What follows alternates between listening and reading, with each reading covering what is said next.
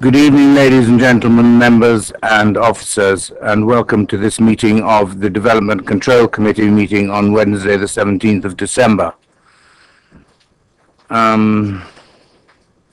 First of all, our safety, fire evacuation procedures. There are no fire alarms scheduled for this evening. Therefore, if the fire alarm sounds, please evacuate the building immediately. The fire exits are located at the rear and side of this room, and you go down the stairs and meet in the War Memorial Park. This meeting is being webcast on the internet, and would you please, all members, switch off your phones or turn them to silent. For the benefit of members of the public attending, I'd like to explain who everybody is around this table. My name is Councillor Donald Sherlock, and I'm the chairman of this committee, and Councillor Ann Court is the vice chairman. Down the sides of the table to the left and right are the councillors who sit on this committee and who will be making the decision on the applications this evening. Immediately to my right and left are the officers who will be advising councillors. In addition, I'd like to explain that the Development Control Committee is a regulatory committee and not a political meeting.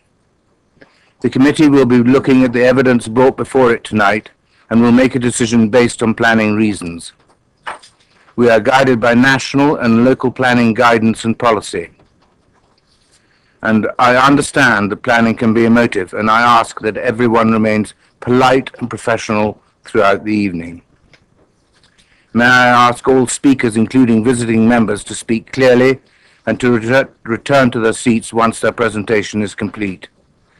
No further dialogue between members of the committee and speakers will be permitted once questioning has finished. May I ask all committee members to avoid repetition, and I ask them to keep any comments on each item to a maximum of 4 minutes. Thank you. Now we move to the agenda. Apologies for absence and substitutions. I have Councillor Hussey in place of Councillor Dunlop. Is that correct? Thank you. As a permanent one, and Councillor Dunlop will be the substitute. That's good. Thank you. Declarations of interest. Do I have any?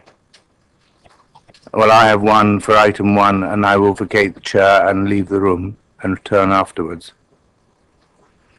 Urgent matters? None.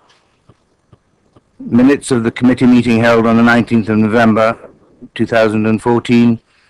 Do I have your permission, members, to sign those? Thank you. And so we move on to application number 1, and I will hand over to Councillor Court. Okay.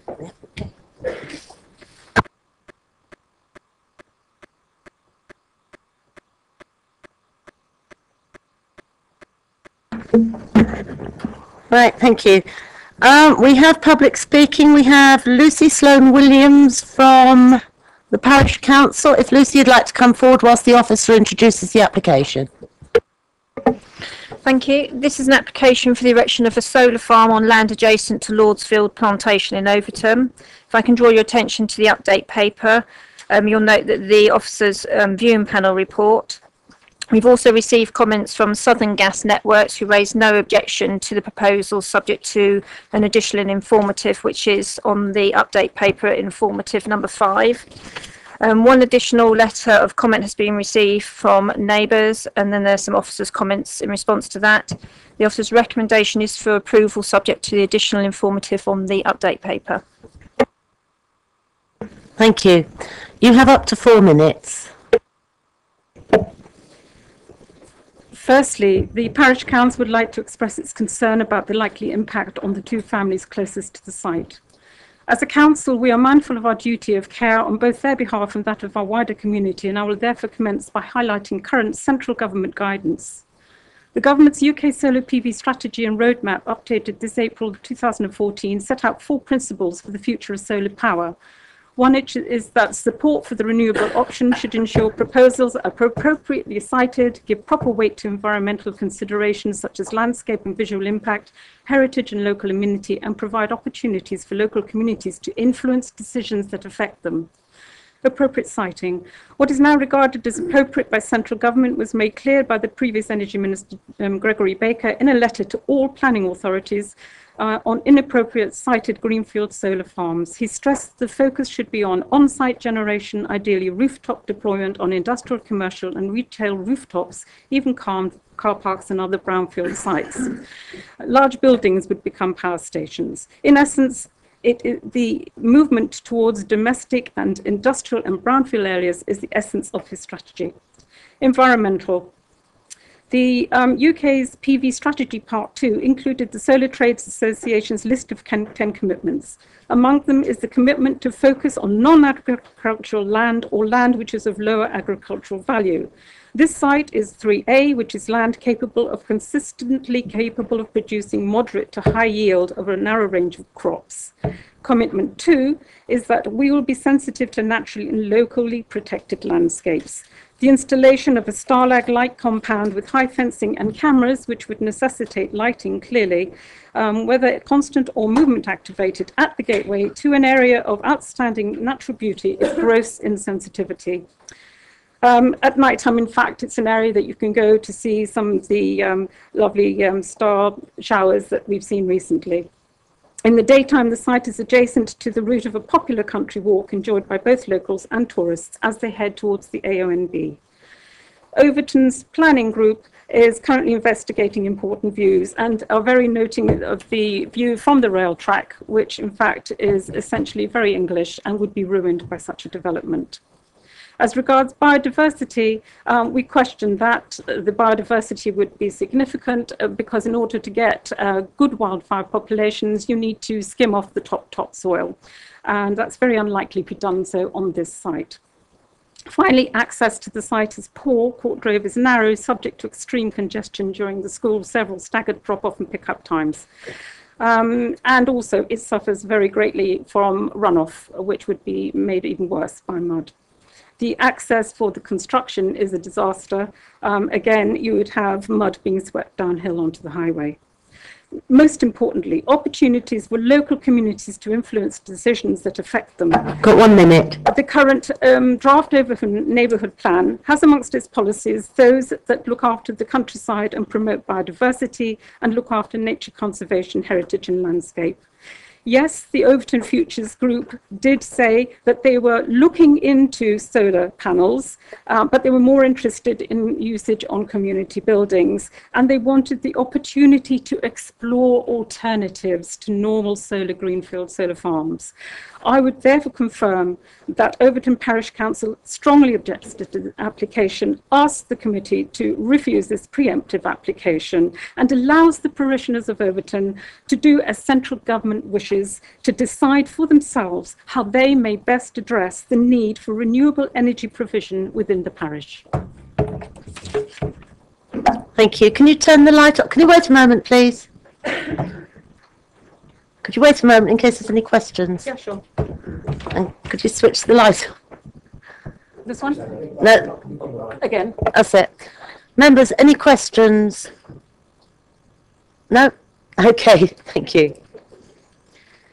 Right, we have objectors, Mr. Pearce, Mr. Chesel and Dr. Rolfe.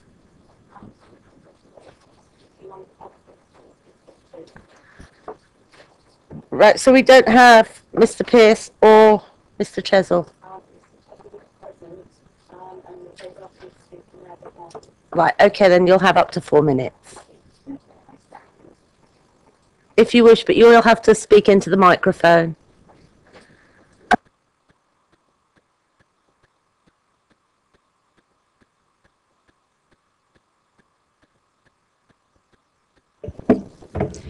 This proposal goes against government policy, against Solar Trade Association policy, against local policy, and even against the policies of the 2 companies behind it.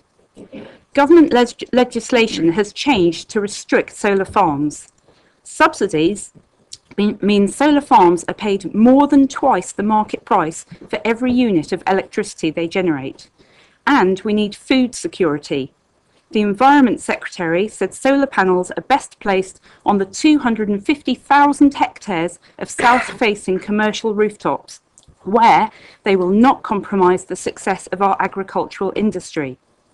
In this borough, there are 470 acres of flat roofs that could support solar panels. You can't grow wheat on those roofs. The Solar Trade Association states solar farm developers will comply with the following best practice guidance. We will focus on non-agricultural land or land which is of lower agricultural quality, avoiding use of the best and most versatile land presently defined as grades 1, 2 and 3A. End of quote. This site is grade 3A land. Sheep can be grazed on any land grass will grow on, land of lower quality where crops can't be grown. Other councils have rejected solar farm proposals solely because they were on grade 3A land, without appeals being brought against them. Why should Basingstoke and Deane be any different? The association also states we will minimise visual impact and maintain appropriate screening throughout the lifetime of the project. They say the glint experienced by homes on Court Drove would be like the reflection from a glass-fronted building. The homes are south of the field and the solar panels would face south, so reflections of the sun would shine directly into the houses. The 36,300 solar panels would be 2.7 metres high. That's 9 feet, a lot taller than me. The proposed screening is 60 to 100 centimetres high, and it's all deciduous. The plants are so small, even the developer's own documents say they'd take 10 years to conceal the panels. Since it's all deciduous, for 6 months of each year, they'd have no leaves, so not provide effective screening. If these proposals are accepted, the solar farm would only be screened for 30% of its 25-year lifespan. The planning officer's report states, it is fully acknowledged that the initial planting of this hedge is unlikely to provide instant mitigation. It is therefore proposed to plant a range of larger native shrubs to the southeast boundary of the site with ridgewood. This combination of new shrub planting and the hedge is considered to provide an adequate degree of instant and long-term screening to the property to alleviate any visual intrusion. The range of larger native shrubs is 5 plants this tall. That is not instant screening, and to suggest that it is sounds like collusion with the developers. This scheme goes against local policy, as you have heard from the parish council. The developers tried to coerce local opinion by saying they'd give money for the village swimming pool. Despite this, 90% of the public comments are objections. And then the evidence that this proposal even goes against the policies of the 2 companies behind it.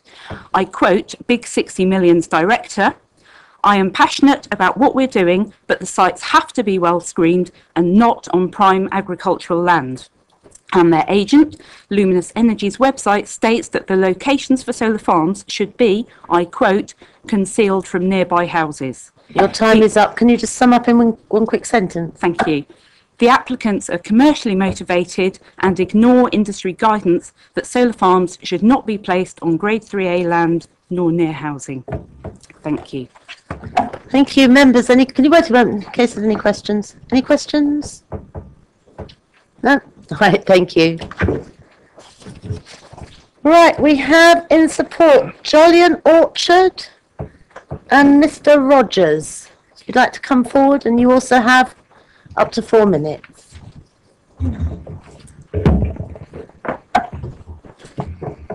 Good evening, councillors. When initially considering the feasibility of developing a solar farm in Basingstoke and Deane, we were informed about a local survey that had been carried out in Overton and indicated strong support for local solar power generation. Subsequently, we were made aware of the Overton Village Community Plan, a community-led plan informed by a local survey and prepared by a working group called the Overton Future Group. This document indicates there is strong support from the local community for a greenfield, community-owned solar farm, and discusses the results of a local survey which states many propose solar panels on community buildings, but this may have more practical constraints over ownership than a greenfield solar farm. The ownership problem identified by the Overton Future Group is indeed a major hindrance when seeking to install panels on commercial and industrial roof space. And although the government strongly encourages PV, it is not currently a viable option for this technology to meet its expected deployment for contributing to government climate change targets. The visual impacts of solar farms tend to be greater on sloping landscapes and more easily avoided or mitigated in flatter areas.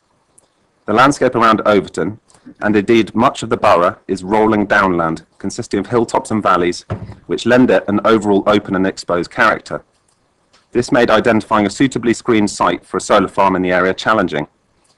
Our site selection process involved reviewing 1,500 acres of land belonging to the landowner, as well as additional land around Overton. As set out in our application, we were not able to identify any other suitable sites that are as visually contained as the proposal site and also met our other requirements. The officer's report acknowledges that the solar farm would not cause any adverse impacts to residents in the local area in accordance with the council's safe policies. We have agreed to plant a native hedge along the southern boundary of the security fence that will be maintained at a height of 3 metres, as well as additional shrub planting along the boundary of one of the residential properties to the south. We have also proposed tree planting in the southwestern and northeastern corners of the site to restrict other potential views from the surrounding area. The fenced area of the solar farm would occupy 5.8 hectares of agricultural land, and an additional 1 hectare of land will be used during the construction period. The solar arrays would only occupy approximately 1/3 of the fenced area of the solar farm, sitting almost a metre over the ground and covering less than 1% of the site at ground level. This means that native grasses and wildflowers can grow across 99% of the site when the solar farm is operational. The landowner also intends to graze sheep in the field, and the solar farm has been designed to accommodate this, ensuring an element of agricultural use can continue for the duration of the project. Beehives will also be installed at the site, which would be beneficial to production on surrounding agricultural land where flowering crops are partially reliant on insect pollination. As the Future Overton document indicated support for a community-owned solar farm, Big 60 million will open the solar farm as an investment opportunity to the local community. This is done by creating FCA-approved Big 60 million solar bonds specific to this project. These cost only £60 and so are accessible to all, and we'll be marketing them initially to local residents who live closest to the solar farm. As well as providing an investment opportunity for the solar farm will meet the annual electricity requirements of around £1,000. Big 60 million will also engage with Overton Primary School to implement and develop biodiversity initiatives, develop educational programs, and provide a platform for learning all about solar energy. At other Big 60 million solar farms, bird, bat, and hedgehog boxes have been painted by the pupils of local primary schools, and they've also helped plant a seed bank for future generations of wildflowers. Thank you. Any questions, members? Councillor Potter?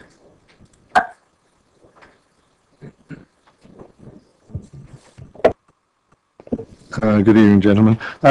Could I just concentrate on the screening on the southern and southwest boundaries? Because, I mean, naturally, I think the occupiers of the adjoining properties and others are saying just how effective is what is proposed going to be, certainly in the relatively short term. And there has been a suggestion by one of the residents that evergreen hedging could be considered and something really substantial. I mean, can you give us any assurances of something much more substantial than we have before us at the present time? I can well understand their concerns about this, and it shouldn't be beyond the wit of man to do something, should it? We have met with the residents on 3 occasions to discuss the landscaping. Our initial landscaping proposals were commented on by the landscape officer, who had some concerns about them not being suitable for the local area because of the evergreen nature of some of the planting. So the revised planting scheme is something that really the landscape officer proposed, and we inserted into our plans. We'd be happy to look at this again if it was something that was still causing concern. Councillor Tomlin? Thank you, Chair. Good evening, gentlemen. It's really a question of whether we could possibly put the site, the concept plan up. The question I've got is I can't read it here. You've got on the legend items such as inverters and storage buffers, storage container, energy buffer unit. Can you, well, I think I know what they are, but can you give an indication of where they are on the site? Please, it's not very clear for us. Oh, I beg your pardon. Yeah, so just as drawn, so there are two inverter platforms. One is a double inverter, which is the southernmost there. We then have a single inverter platform there, and then we have the energy buffer units and also the collecting station as well, which collects all the energy generated by the solar farm before it's exported onto the grid. No further questions? Thank you. Councillor Tilbury. Oh. You also have up to 4 minutes.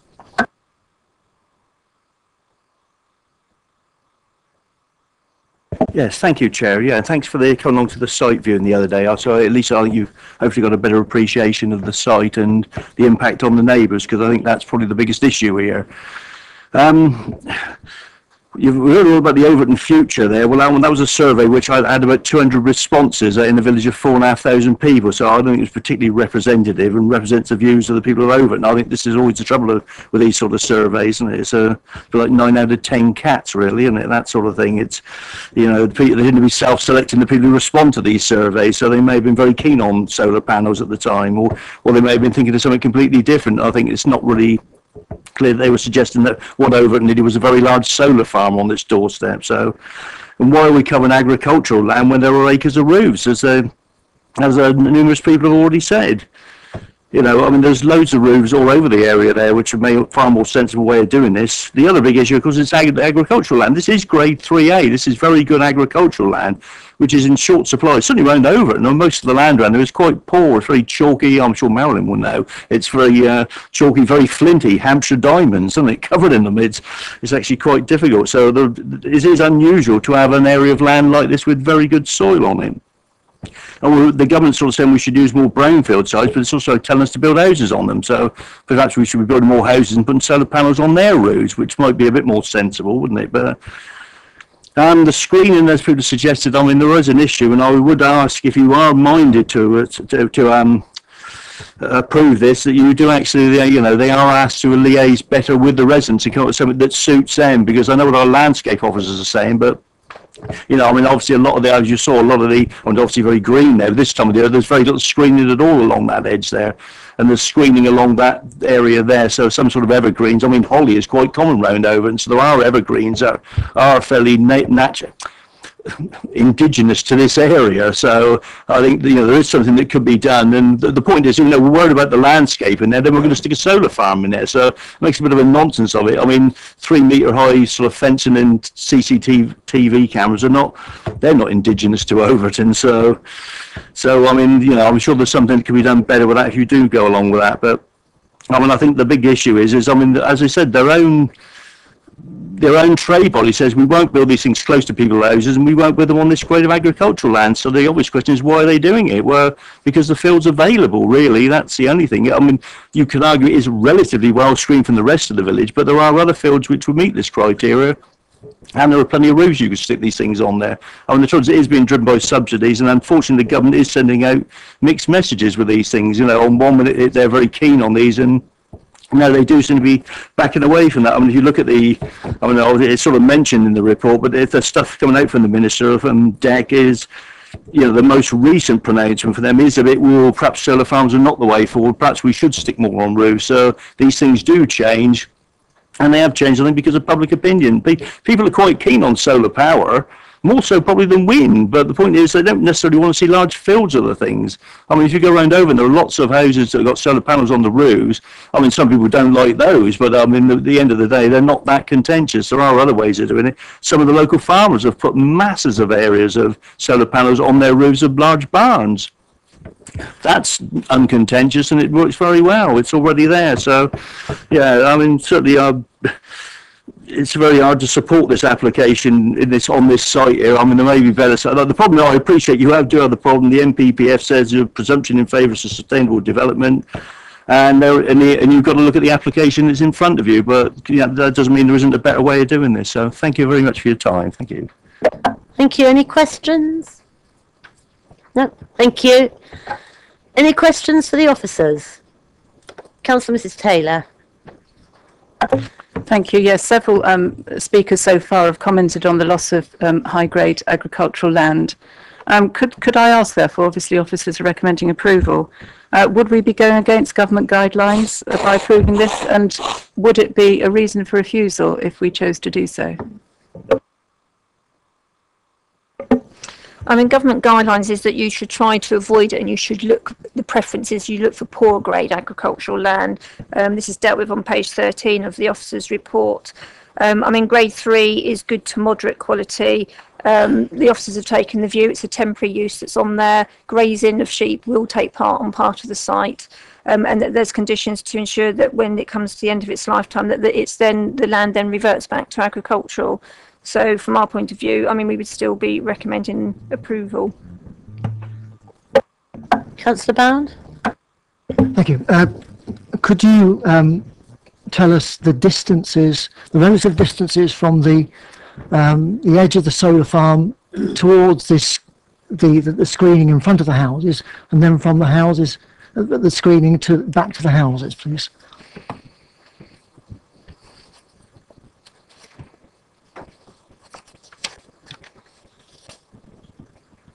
Okay, we'll get back to the answer with that one. Councillor Tomlin. Thank you, Chair. The question really is, if I could just ask the officers to explain a little bit more in depth reasons for approval number 3. The proposal would enhance the biodiversity value and nature conservation interests of the site. Can you sort of elaborate on that? Because I don't really read that in anything else. Thank you.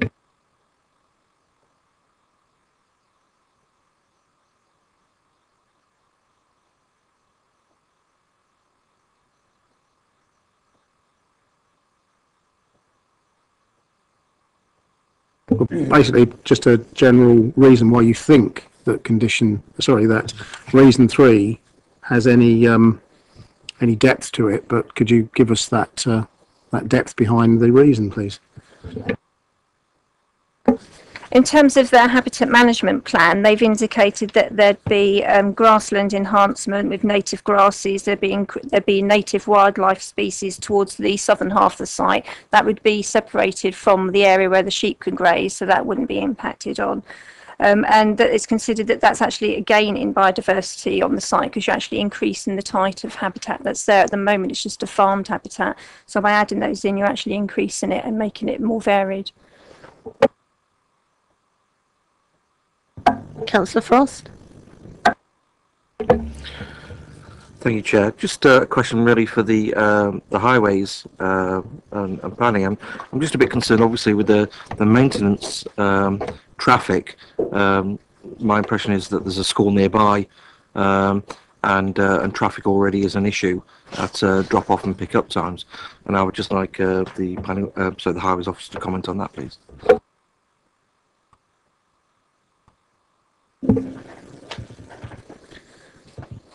My understanding of this type of operation is actually that the volume of maintenance traffic will be very low.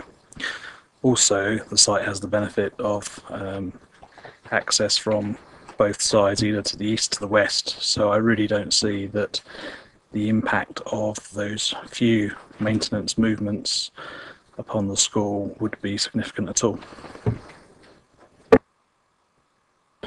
Thank you, Chair. And what about during the actual construction period? Because that's 14 weeks, I think that's. Certainly, I would expect the construction period to be a more significant period of activity. However, the applicant has demonstrated an access route from the west, therefore avoiding interactions with the school. I do feel that, subject to the proposed construction traffic management plan and other relevant conditions, that have been included, that it should be that the construction activities should be fully able to be appropriately managed, such that the impact upon the operation of the local highway is reasonable. Thank you. We now have an answer for Councillor Bound's question. Thank you, Chair. The distance from the nearest array to residential properties is 35 metres. The distance from the properties to the hedge planting that's proposed is 30 metres. Councillor Potter. Just coming back to that, if I may, Chair, and just seeking comments from officers. Obviously, reading the proposals that are made in regard to the screening, and we've heard what the applicant is saying on this. It just seems to me that in regard to those residents on the south side, that the proposals currently in regard to screening are going to take quite a long time, I think, to establish properly. And for some considerable time, instead of what they've got now to look out onto, they're going to have solar panels to look out to. And much as I support the provision of solar panels, I'm not sure how well I'd look forward to that every morning. And it does seem to me that a lot more could be done, which would allow much more substantial and more immediate screening. And I just want to get the officers' comments on this, because I know clearly what they're seeking to say, I think, in the note is we have to have regard not just to the immediate, how it will over a longer period work through and be phased in, and this site could well be returned, obviously, to agricultural purposes in the future. All of that I understand, but it really does seem to me that we could do a lot more if we had some ingenuity on this to provide a screen that was both compatible and effective. And I really have some concerns about that. I think we can do a lot more. Can I have officers' comments on that, please? If I can draw your attention to condition 4, whilst landscaping has been submitted, there's improvements that can be done on it. So the actual wording of the condition does say, notwithstanding the submitted information. So we're still seeking further changes to it. So we could incorporate something in the wording there if there's concerns that you want more of an evergreen. The problem with evergreen, we try to go for more native species. I think everyone tends to think of evergreen as Leylandi, which is something that we wouldn't want there. But I note the local council's comments about holly is common in the area, so that's something that could be considered. Yeah. So, I mean, that can be added in if that's the concern. And equally, in terms of the size of the planting that goes in, because of the concerns that have been expressed here tonight, we can ask for more mature planting to go in that's have a greater height, so that you do try and get that more instant screening. I mean, if I may, Chair, just coming back, I mean, when we went on the viewing, one thing I think we did notice was, I mean, certainly not all over, but there were holly bushes which were visible. And my subjective view, I mean, certainly a holly hedge, substantial holly hedge, or something akin to that, whilst being evergreen, certainly wouldn't be incompatible with the area and would provide a screening that was both effective and, I think, visually acceptable, and I think, consistent with what we know to be there within the local area. Something of that sort, to a really good height, is going to provide a screening which I think the residents would find effective. And I cannot see why we'd want to go for deciduous trees, which are going to be, well, we know, without leaf for 6 months of the year. Thank you. Any other questions?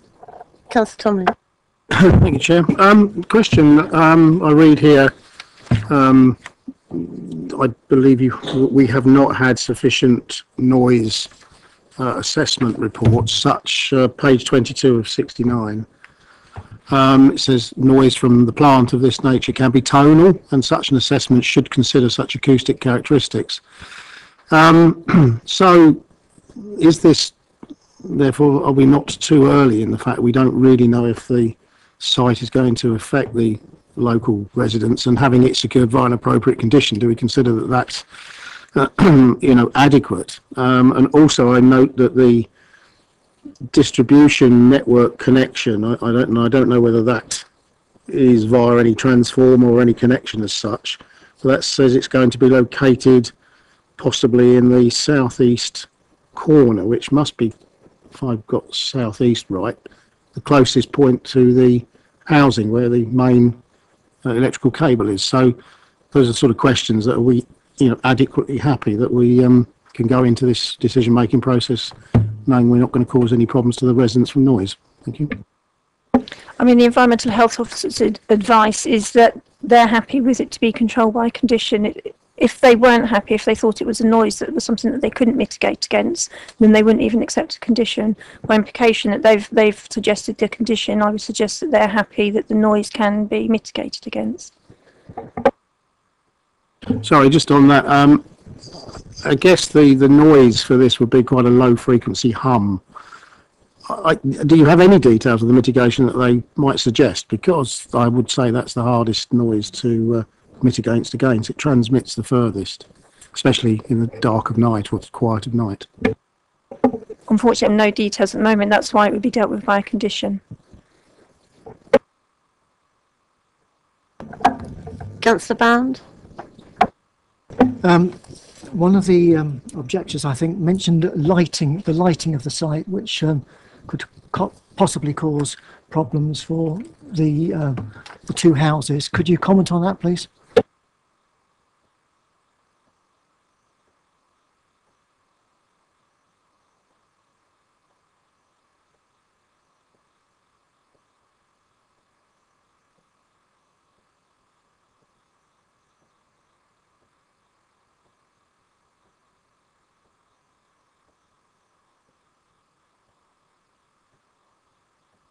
I mean, we could condition it. I think they've got security cameras around the site, but often I think they have sensors on them, or they work at night. I don't exactly know the details, but if there's concerns about lighting, then that can be controlled by a condition.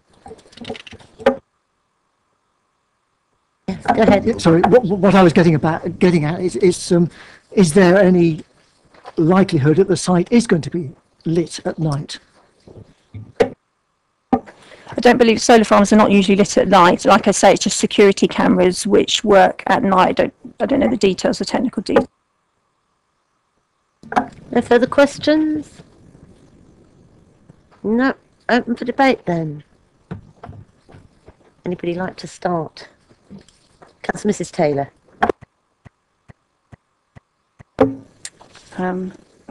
It's a great concern to hear that the mood is swinging away from solar farms, and we've got one here just at a time when perhaps that we're coming to the cusp of that. As I see it, we've got here over 6.5 hectares of good agricultural land, and it's going to be covered by 36,000 modules plus, nearly 9 foot high. I object. I think the use of the phrase solar farm is very misleading. Actually, to me, this sounds like an industrial site, and I think when we look at the amenity of neighbouring properties, I think this is the thing that really does concern me most, is that we've got two houses right on the edge of this field. And I know that when we're looking at people's extensions, we spend ages looking through a microscope at whether or not the extension is going to overlook a garden, and then we'll turn it down because the policy E1 says we've got to respect the amenity of neighbouring properties. And I see that actually reason 5 given for approval is that the proposed development would not result in any undue noise, disturbance or glint or glare, but it fails to actually mention that these people have been looking out over a beautiful field and suddenly they're going to have 9-foot structures looking at them. And to me, that isn't respecting the immunity of neighbouring properties at all. So for that reason, I'm actually solidly against this. I think it's an inappropriate place, and I would feel very uncomfortable actually saying yes to something when I feel that the mood is swinging away.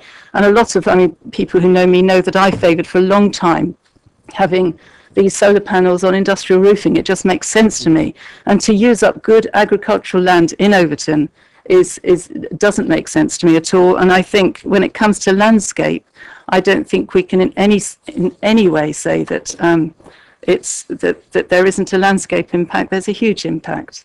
This is alongside a well-worn route, and it's on the edge of an AONB.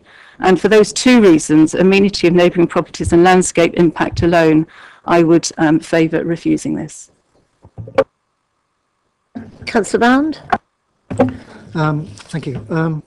I would agree with some of the points that Councillor Taylor has brought up there. I think that roofs should be used a lot more than they are at present for harvesting the sun's rays, and I suppose that's why it's called a solar farm. However, whenever these projects come forward, be it any kind of renewable green energy source, it seems to me that there is going to be local objection of some kind or another.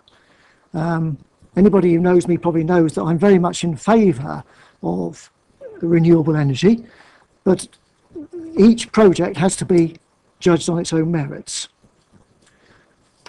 Like Councillor Potter, my concern here is the amenity value, the amenity of the local houses. But I think that if we can get a condition in there, or it can be talked about more with the officers in terms of sufficient screening, I think that the objection of the local, from those local houses, can very much be overcome. I appreciate that land is going to be taken, but land has to be taken for any form of energy generation. We are energy, everybody in this country uses energy to a huge extent, and it's not going to get any less. We don't want nuclear power stations, often because they have a residue that nobody wants anywhere near them. We don't want coal power stations because of the polluting the atmosphere and the CO2 that's pumped out. We don't want this, we don't want that, we don't want the other. And Hampshire itself has actually come out and said they don't want any wind, energy sources on their land. We're putting constant problems in the way of renewable energy, but we all want energy, and we all want those energy production to be somewhere else. And it's unfortunate, but it is two houses we're talking about here, basically. And if these mitigation can be put in place, I very much favour it, and I would move the officer recommendation. Right. Anybody want to second that? Councillor Potter? And if I may, Chairman, can I, sorry, are you looking for somebody else to speak first? I'm sorry. No, I think Councillor wants to speak. Yeah, no, sorry. Yeah. Okay, yeah, okay. No, I mean, not to reiterate the comments that Councillor Band has made, but I agree with them, and it is an absolute dilemma, really, I think, for us, but I think the officer's analysis is sound. And yes, I think all of us would prefer that this type of solar provision wasn't on agricultural land of this rating, but I think it's fairly inevitable, and where substantial brownfield sites are probably not available within the vicinity. That's the reality of it. And like Councillor Band, and I've said it already this evening, I think my biggest concern would be giving some proper security in terms of screening to the residential properties that are nearby. And from what I'm picking up, and I understand that it is part of the condition number 4, I think we can work at that, and I think we can come forward with something with agreement between the parties that allows for something which is going to be both acceptable and effective. And providing I'm convinced of that condition can apply in a real way, then I will support this application, and I've seconded Councillor Barron's proposal.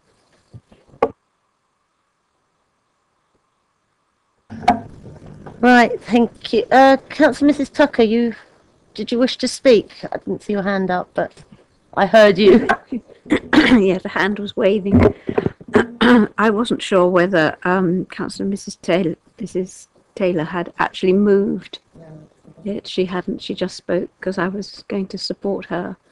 But I will still speak in the same vein, in that I am really concerned that 3A land is going to be used for this.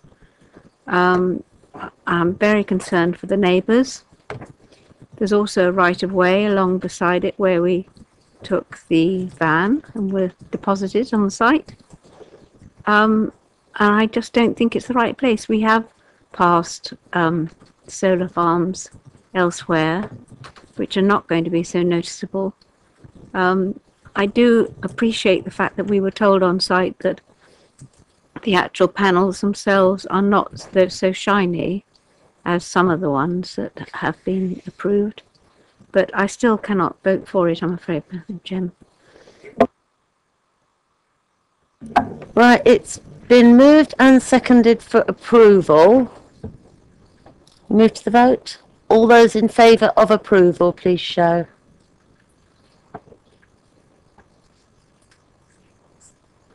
There's another hand went. Can you show again, please? I think another hand popped up. And those against? Okay, I'll ask the officer to confirm that vote, please. Thank you, Chair. Subject to condition 4 being amended to boost the, basically to reflect the councillor's concerns regarding more native evergreen planting and more substantial size of planting, that the application be approved.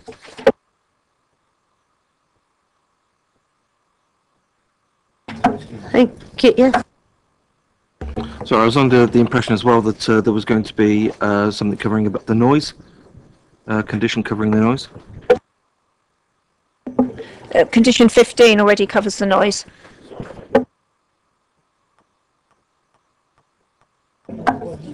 I think we're just trying to find the chairman.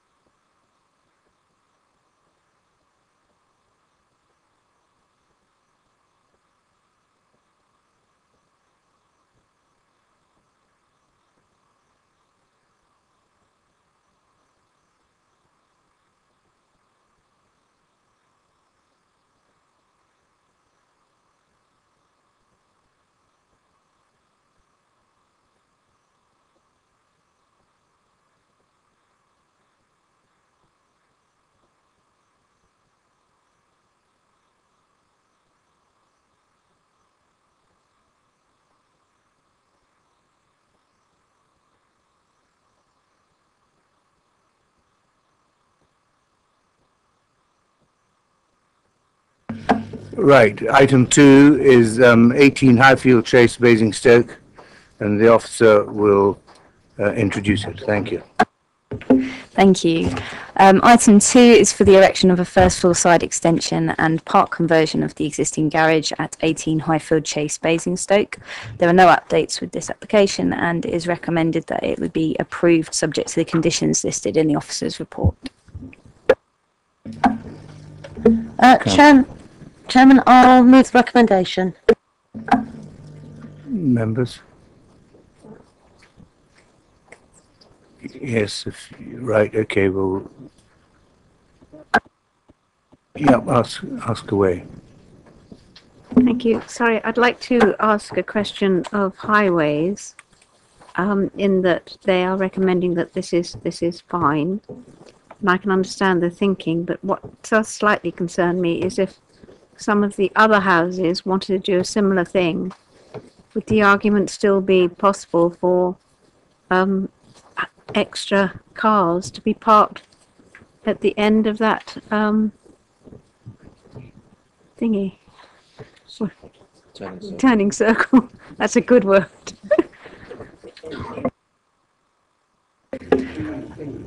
I think it's more appropriate that I answer this question. The highways officer actually said that they would raise an objection to the development because of the insufficient parking. But the officer's report states that, bearing in mind a previous appeal decision in a similar location, and the fact that the application site is a spacious residential area, it was felt that it would parking would be able to be accommodated within the road without causing any harm to the highway safety or pedestrian safety. So it was considered to be acceptable. Can I just say I appreciate that for this one, but what happens if everybody wants to do the same thing? I assume it's we rule on each one as it comes. So each application has to be considered on its own merits. In this instance, it's been found to be acceptable, and obviously if subsequent applications came in, we'd have to consider them. Councillor Frank, are you done? Yeah, I'm done. Yes, I'm done. Councillor Frankham. Thank you. What's the width of the road, and does that mean if they're going to be parking in the road, they're doing the wholly in the road and not all over the path, as we seem to find in a lot of our estates?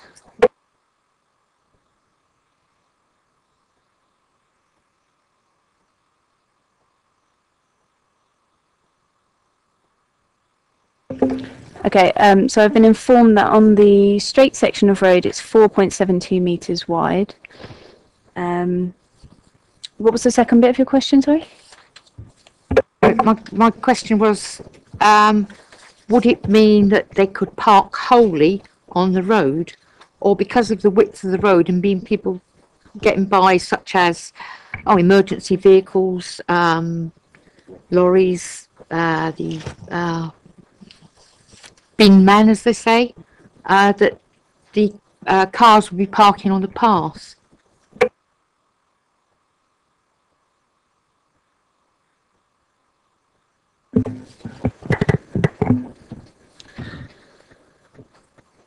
The the section of highway to the front of this property consists of a turning circle which serves access to a number of dwellings.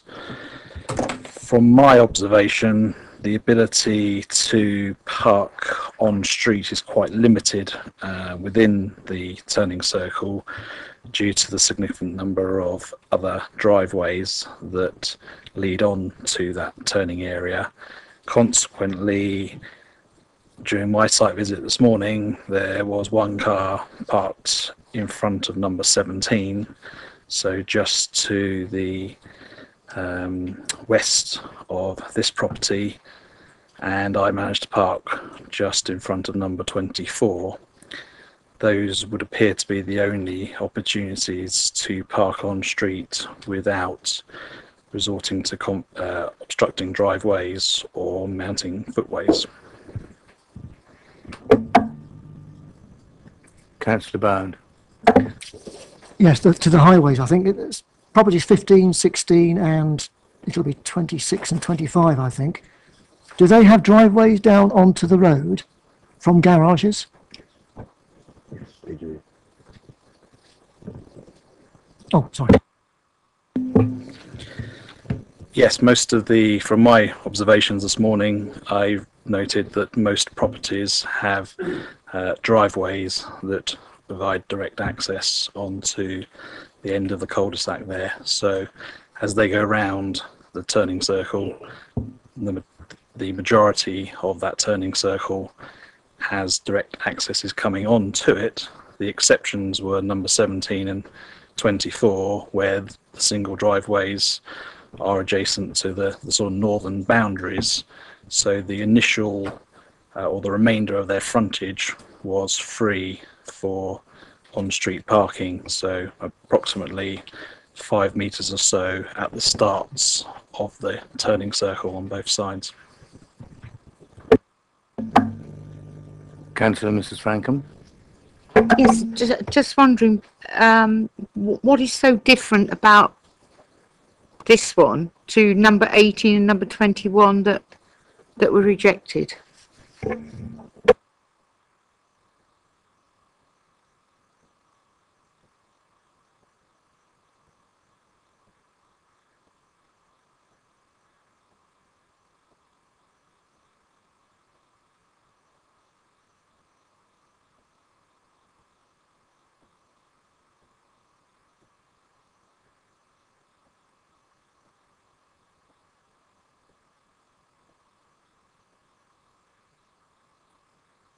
So, Chair, we don't have the history of those two properties to hand, I'm afraid, but again, I just suppose draw the point that each application does have to be considered on its merits. So this application before you may or may not have been different to those other applications, but judged on the scheme of the two-story extension as shown, and the position in terms of the potential, albeit limited, parking on the street, it's felt that it's acceptable in this instance. Councillor Franklin. Thank you. I'm very concerned that we'll be seen as being inconsistent and hypocritical if we say yes to this and no to the others. So I wouldn't support it. Councillor Potter. Can't remember where we are within your sequence of this. I know it's been moved, but can I make a comment? I mean, rather than asking questions. Yes, indeed. Yes. Thank you. I mean, I understand the problem that we're all alluding to, but the reality is, I mean, where we have developments that date back many years, where clearly when they were designed, they weren't designed around the motor car in terms of the uses that we have now, and the roads themselves, something like 4.7 meters, if that's what it is, probably was the standard then, slightly more now, I guess, in terms of most of the estates that we design. And it's inevitable, I think, that families, and in fact, some of them we're all encouraged to do it. I think in terms of expansion, necessary expansion in terms of expanding family units, because the sort of accommodation that many young people want, lack of affordable homes, doesn't encourage them to go anywhere else anyway. And the reality is that we're a car-orientated society. So these sort of problems are going to occur often and fairly regularly. And for us to say, well, unless the sort of up-to-date standard parking provision that we talk about in terms of new development can apply on roads and streets like this, we're not going to approve it, then I think is wrong. And I think realistically this can work. It looks to me from the plan that the residents themselves can at least get 2 vehicles, if not 3, actually on the sort of hard court area that they've got outside the dwelling. And if there are these sort of things that occur elsewhere where people park fairly randomly in the road, sometimes I hate to admit it, but half on the path and half on the road, I mean, that's a reality of life at the moment, and I see no reason not to approve this. Councillor Hussey. A question for Highways Officer. On that diagram there, which shows 2, possibly 3 vehicles, it looks as though you can't get out of the cars. Is that plot of land there wide enough for 3 vehicles side by side, and to have access to without having to do some kind of contortionist?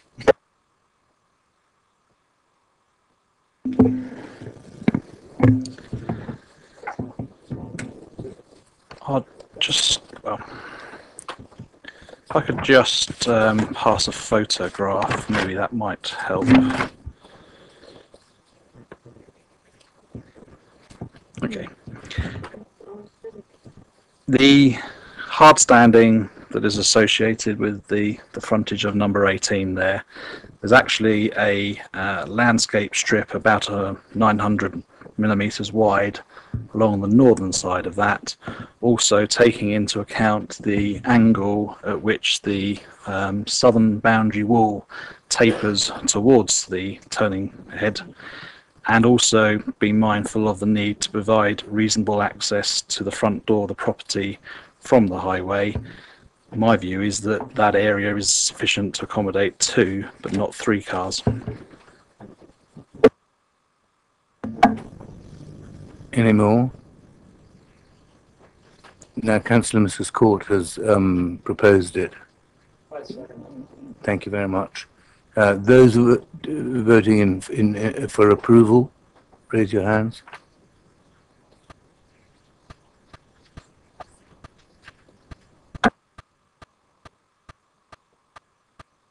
Those against? Certainly.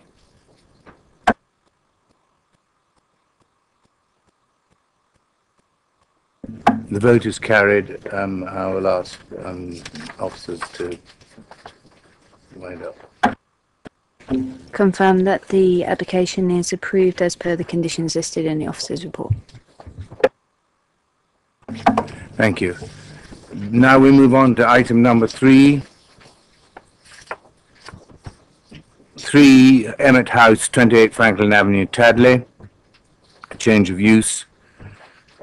And the officer will please introduce it. Thank you. Thank you, Chair. This is an application for change of use from Class A2 to Class A3 coffee shop. There's no update and the recommendation is for approval. Thank you. Councillor Court. I move the recommendation. I have a proposer and a seconder. Councillor Bound, do you want to speak? Yes, I was going to make a comment of it, Chair, and I think it's probably going to go through, but I mean, I find this as a coffee shop to be knowing Tadley, to be a very, very strange location. It is next to what's called Grillets, isn't it now, or something, where they sort of take away food. But the actual opening hours between, is it 12 and 2 and then 5 and 11 at night for a coffee shop in Tadley, I just consider it to be a very strange state of affairs. We've got a couple of coffee shops in Sainsbury's and we've got one over the road. And I think they're both closed by about 5 o'clock. And that would seem to me to be more of the sort of demand for that sort of thing in Tadley. But I suppose these people perhaps know something I don't. Councillor Frost. Thank you, Chair. I would also thank you, Councillor Bound, for pointing out the some of the other establishments. But there's also a number of pubs within the very close vicinity. And there's also 2 garages that actually supply coffee, which I both know well. Okay, to very late in the evenings. I think the Shirley's open till 9 o'clock in the evening, and there's an Esso garage which is actually open 24 hours. So I'm just struggling in my own mind to understand how money can be made using having an establishment open for so many hours. Thank you. Unfortunately, that doesn't come under the planning thing. Any more? We have a proposer and a seconder for approval. Those in favour?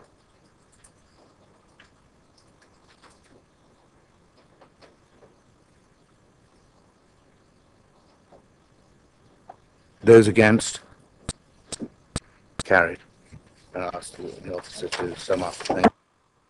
Thank you, Chair. That the application for the change of use to coffee shop is approved subject to the conditions on the agenda paper.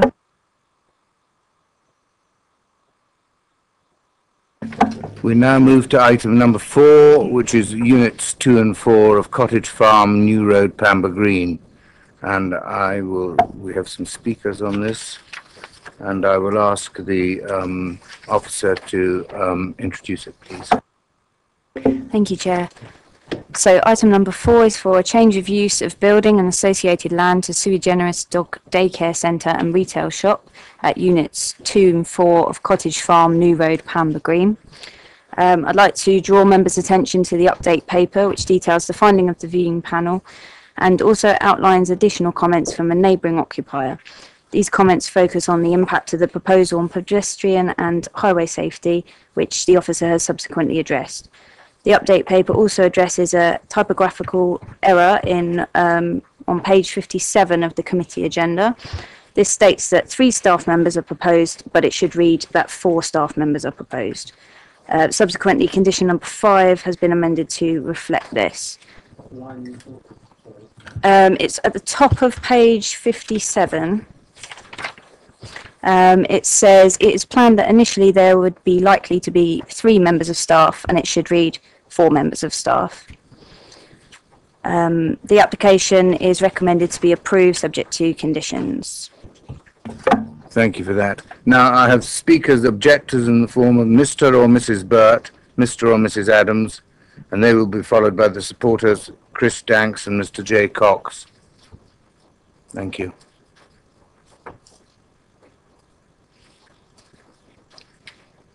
You will have 4 minutes between you, and I will give you notice when you've got 1 remaining.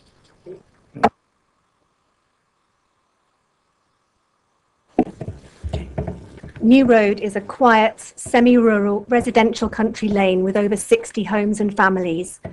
You will have seen there is strong opposition to this application from the local community, with 35 written objections. The parish council also objects. Our research shows that these dog daycare centres are typically located away from residential areas, either in industrial sites or in isolated rural positions because of the impact they have in terms of noise and traffic generation. New Road is residential, and as such, the impact of the centre would be suffered by many people. Turning to the key issue of traffic generation, the council's own policy states that developments should not compromise highway safety. However, the key issue of pedestrian safety is not considered at all in the planning officer's report. This is a serious omission. The lane is used day in, day out by parents with pushchairs, people walking to catch buses, dog walkers and horse riders. I want to remind the committee that New Road is a narrow country lane. It's very difficult for two cars to pass. There are no pavements, no street lighting and no road markings. The road is prone to flooding and it gets icy and dangerous in the winter. It's not designed for heavy traffic. Speaking as the parent of two school-aged children, one of whom walks up and down the lane every day with others to catch the school bus, I'm extremely worried that the additional traffic will put my children and other pedestrians at risk, with drivers rushing to drop their dogs off and get to work. With no pavements and muddy, boggy verges, there's simply nowhere for pedestrians to go to get out of the way of the traffic. It is clear that the centre would generate significant additional traffic at critical times, 6 days a week. It's an accident waiting to happen. The proposed booking system would not reduce traffic, merely attempts to smooth it a little. It is clearly unenforceable in practice, and as such it fails one of the 6 tests in the National Planning Policy Framework. The correct course of action is to refuse this application. The residents' other major concern is noise. Firstly, the quality of noise generated by dogs barking is not just a matter of decibels. The noise of dogs barking is likely to be much more penetrating than that generated and measured in the simulation the noise assessment report is based on. Therefore, we urge the committee to challenge the validity of the noise assessment and whether it reflects the reality of dogs barking. Secondly, we question the assumption in the report about the likely level of noise. The report states that dogs are likely to bark less in a daycare centre, but gives no evidence for this assumption. It is our concern that in fact, where 40 dogs are kept together, this could lead to more rather than less barking. Thirdly, what evidence is there that the proposed conditions to mitigate the noise will be adequate? The report assumes that fencing on 2 sides of the field will be enough to dampen the sound down to acceptable levels. Given the nature and intensity of the barking, this has to be questioned. Finally, we want to query the standard on which the noise assessment is based. The consultants use BS 8233 in their assessment, whereas Basingstoke and Dean planning guidance refers to British Standard 4142, which allows for the nature of the noise to be taken into account and factors in the irregular and impulsive nature of a noise, such as dog barking. Under this standard, the predicted noise levels at nearby properties will be around 56 decibels. That is above the WHO recommended maximum of 50 decibels. The committee also needs to be aware that this level of noise is likely to cause complaints. Noise is a critical issue for all of us. For many councils, dog barking ranks as the highest cause of new noise complaints. This is clearly why many other dog daycare centres are located on industrial estates or remote farms. We remain extremely concerned that locating such a business here will cause undue noise nuisance to a significant number of residents, and we urge the committee to refuse this application. I have one further point to make regarding this You've passed your time, I'm afraid. Okay, thank you. Sorry, we didn't get your names when you came up. I'm Mr. Adams. Emma Burt. Thank you. We've got questions for Mr. Adams or Mrs. Burt. Oh, sorry. Can I be cheeky and ask you what you were just about to say? I was going to say that since submitting the application, the applicant had further requested an extension of the centre's operating hours to 10 p.m. Sorry, that's not allowed. Okay, that's fine.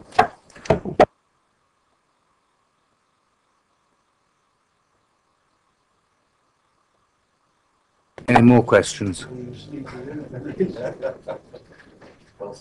No? Thank you both very much.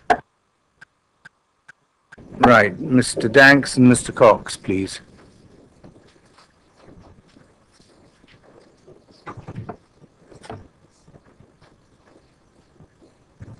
You have 4 minutes between you, and I'll give you notice when you've got one to go. You press the black button, the big one. My name is Chris Danks, and along with my uncle John Cox, subject to approval, we are planning to open and run a dog daycare centre in Cottage Farm, a building that's been unused for around 12 months now. After setting up Dogs for Life website 2 years ago, which focuses on helping the lives of dogs and their owners, John here moved across from Northern Ireland in the summer of 2014 to join me in order to open up and offer a daycare service for the local community and do a job that we truly care about. John, who is a former dog walker of 5 years, has a diploma in distinction in kennel operator course and which is very relevant to the daycare centre. I thought it would be useful to share what our daycare centre or dog creche is. Unlike kennels, we will never house dogs overnight. These dogs are not shut away in kennels or cages. Dogs are free to socialise in a controlled and secure setting that is fully supervised by trained staff. I would like to address the two most consistent concerns in relation to noise and traffic management, along with some other concerns raised. Noise. The predicted noise levels are at or below the typical background noise level, meaning that not only is the report easily compliant with the standard, which are based on kennels, as pointed out earlier, noise will simply not affect neighbours in any direction. Noise in a daycare is lower than a dog kennels, as acknowledged in the independent report. We also decided to conduct our own testing recently. We found that dogs bark 72% less on average than in the standard set against kennels. Therefore, not only is the noise level compliant, the actual noise level in the daycare will be far lower than the actual report. The report concludes by stating that with the proposed noise mitigation implemented, noise will not be a significant impact. We will, on an ad hoc basis, offer small groups of dog training in the building from 7 till 10 p.m. The dogs will be kept with their owners and trainer at all times within the building and will not cause any noise nuisance or traffic concerns. We have met with the council in relation to the dog licence, and they are satisfied in principle with the suitability of the centre. In terms of security, dog licensing states we must have a minimum of 2 points of failure. We have designed the centre in a way that is very secure and offers 3 points of failure to mitigate any dog escaping.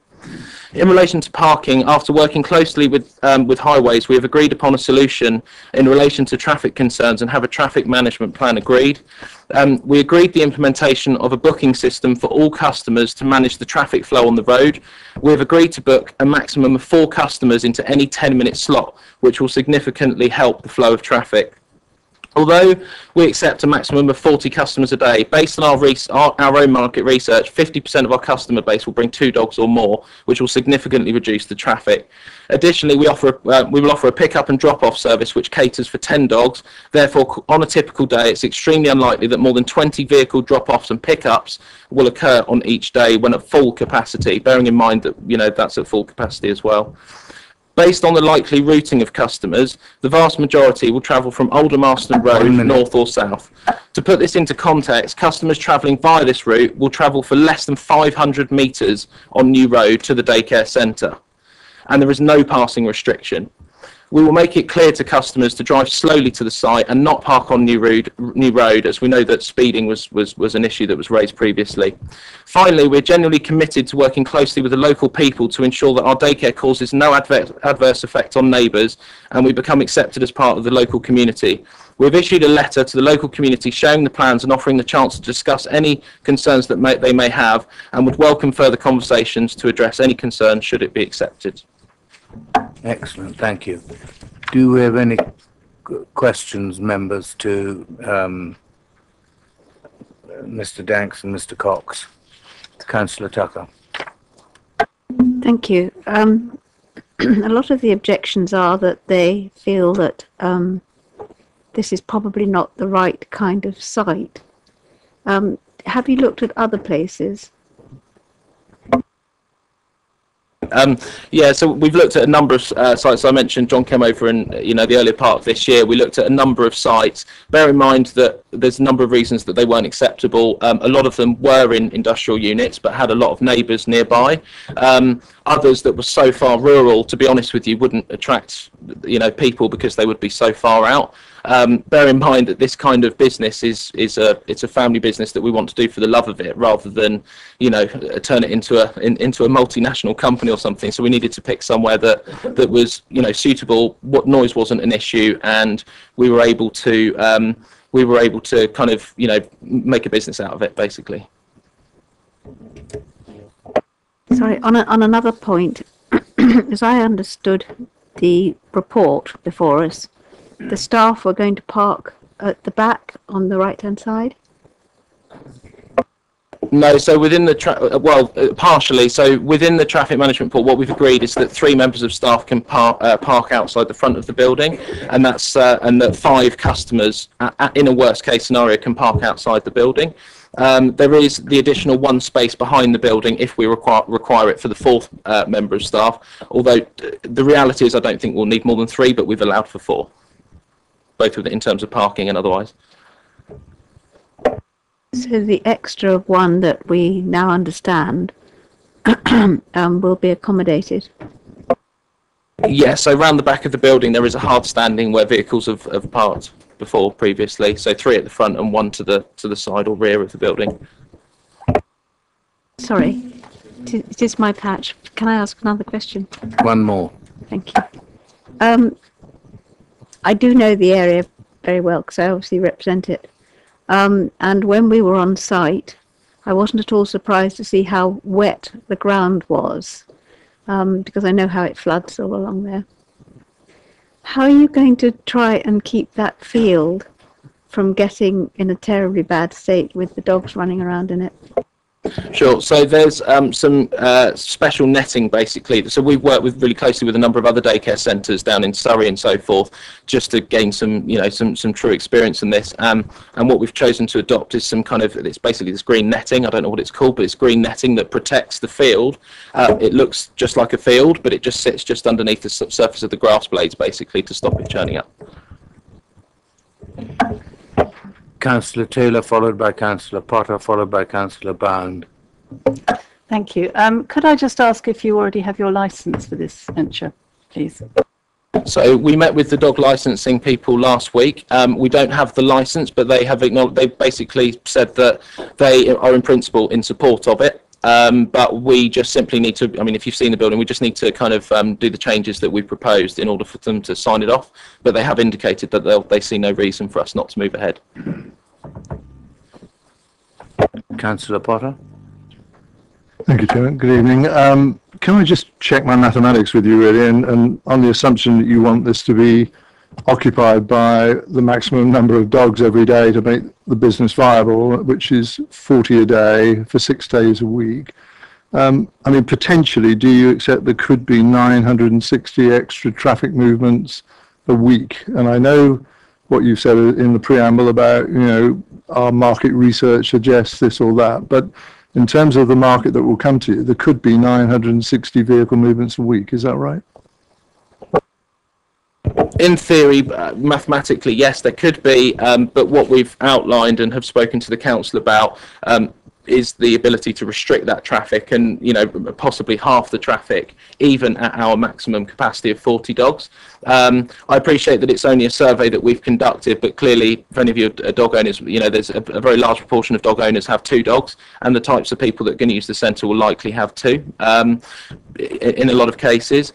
So we have, I think with that in mind, I think the reality is it's likely to be an awful lot less than that. Councillor Bound. Yes, thank you. I think 2 questions. One is to do with the drop-off. Could you run me through what you would expect to happen? So if if an owner wished their dog to be collected, we have a van which we purchased, and we would go to basically pick the dog up in the morning time, and we would bring it back to the centre, care for it throughout the day, and then drop the dog back off to its owner in the evening time, at a time that's agreed. I rather meant with somebody bringing their own dog. Sorry, I'm not quite sure I understand. Them bringing the dog to you rather than you going out and collecting the dog.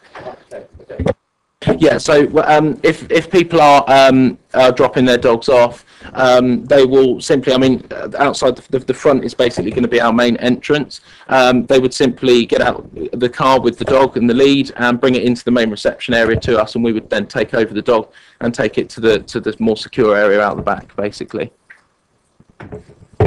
So how long would you anticipate this taking? I'm just thinking about all these delivery of these dogs. It's going to take some time for the dogs to be dropped off and left, and then for them to come out, get back into the cart, go out, and presumably through the same entrance as the people are.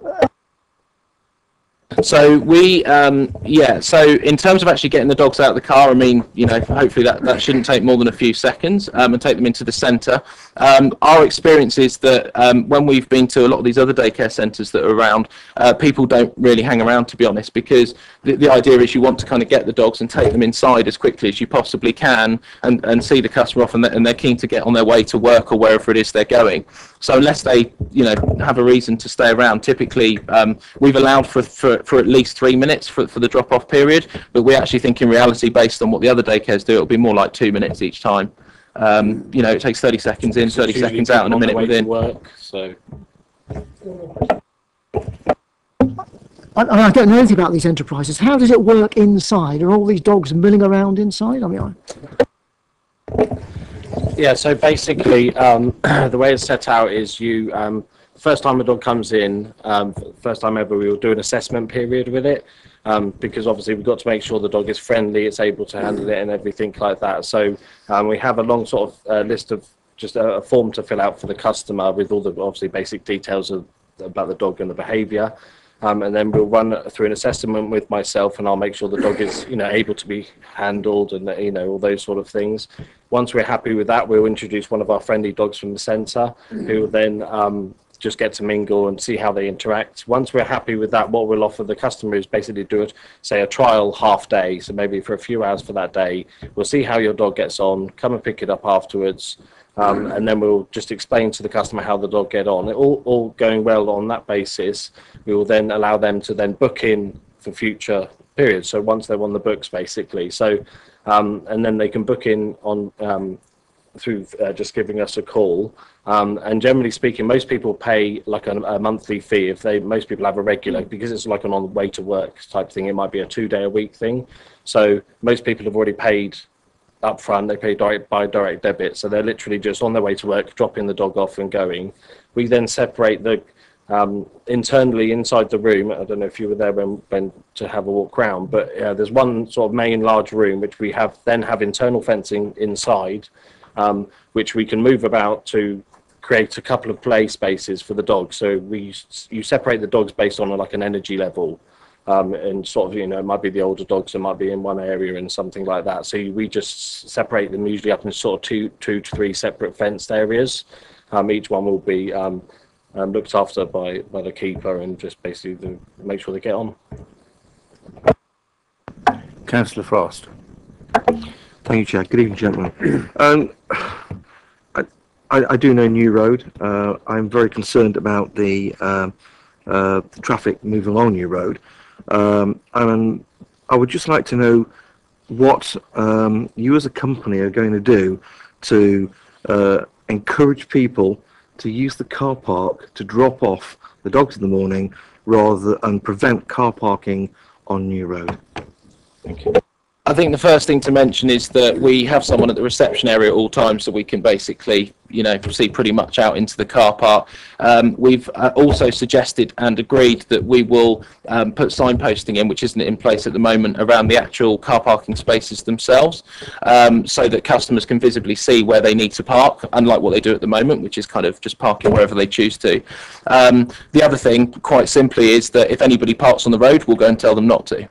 We're sat right at the front of the building, so it's quite easy for us to pop out. We met with outside the building with some of of the local, in fact, the local person who sort of uses the stables next door, and you know, that was one of their concerns, and we explained that to them as well, and they seem pretty comfortable. I think pragmatically, we're at the front of the building, and it's quite easy for us to make sure that we don't do that, and we don't want to annoy any of the neighbours. So. And also, we have a booking system implemented, so we can then filter the timing, so we don't get like a sort of clump arriving at the same time, etc.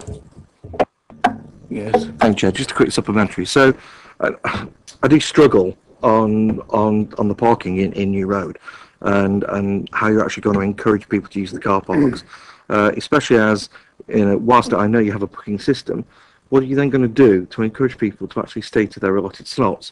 Because early in the morning, okay, it's very easy to be delayed by traffic, as I found out to my cost this evening, and then you miss your booking slot.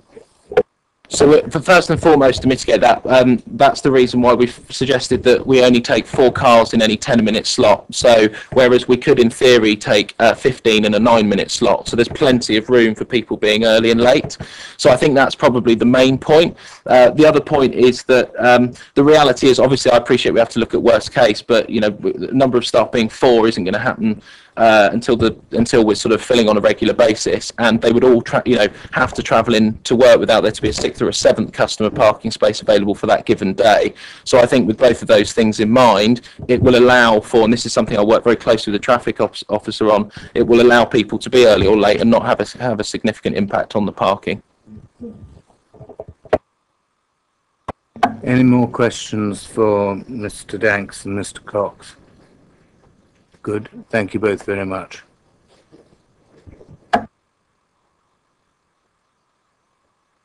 Questions to officers, members?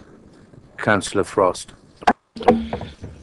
Thank you, Chair. I would just like to hear comments from the highways and also planning officer regarding the so-called traffic management, and whether, you know, in their view, they deem it acceptable just to be there at the front and to try and encourage people to use the car park rather than parking on New Road, which I know will probably happen.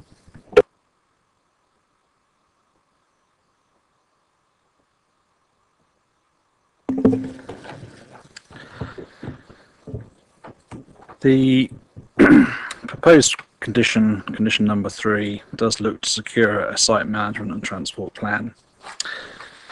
Clearly, the applicant has control over the way in which people are accepted and the duration to which they stay on the premises. I believe that the proposed site management transport plan provides the opportunity for that to be undertaken in a reasonable manner, being mindful that this facility is shown with quite long opening hours. Condition 6 refers to 7 in the morning until 7 at night. So in my opinion, there is reasonable scope. Clearly, worst case scenario, either the plan has to be revised as part of its annual review, or parking controls would have to go down.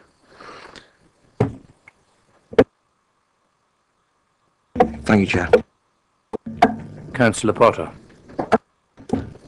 Just in a sense, pursuing the point, if I may, really, I know little of these sort of facilities, if I'm truthful, but my guess is that the concentration of people wanting to come in before they start their working day, for the obvious reasons of leaving the dog in the good care of these people, I think is probably very clear, and the vast majority would want to pick them up within a sort of fairly concentrated period again. It would, you know, I'm guessing because I don't know enough about it, but probably within a 2-hour slot, I would have thought both in the morning and in the evening, the major activity in terms of car movements would occur, would they not? I mean, has that been the sort of assumption or discussion that highways have had on this matter? Because it may be open for 12 hours, but you're not going to get some equal spread of cars over that 12-hour period. It's going to be a concentrated block in the morning and in the evening. I presume that would have been in your calculation as well, would it?